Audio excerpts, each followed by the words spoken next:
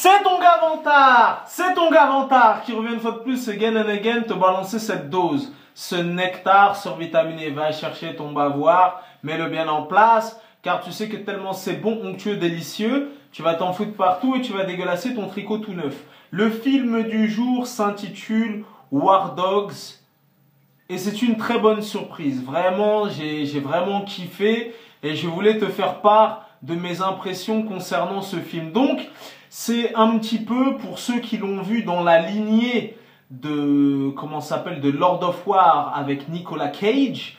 Donc voilà, c'est un petit peu le même bail. Donc si tu as apprécié Lord of War, il y a de fortes chances que tu apprécies War Dogs.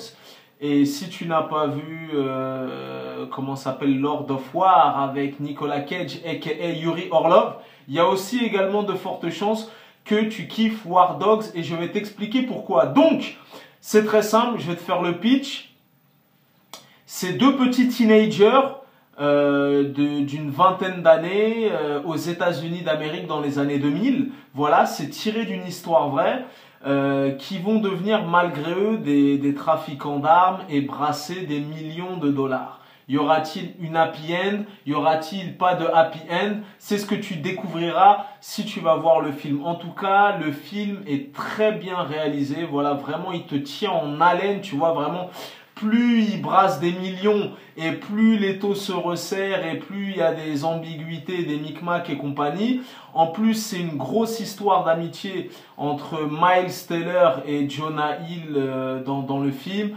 Il y a de l'humour, il y a un petit peu d'action et vraiment, t'es vraiment pris dans l'histoire. Tu vois, le film dure 2 heures. J'ai pas regardé ma montre une seule fois. T'es vraiment pris dans le film et vraiment, t'attends le dénouement final. Voilà. Donc, en ce qui concerne la réalisation, c'est un film un petit peu familial. Voilà, je t'explique pourquoi. Le film a été réalisé par Todd Phillips, qui a dirigé Bradley Cooper dans les 3 opus de Very Bad Trip, la trilogie Very Bad Trip.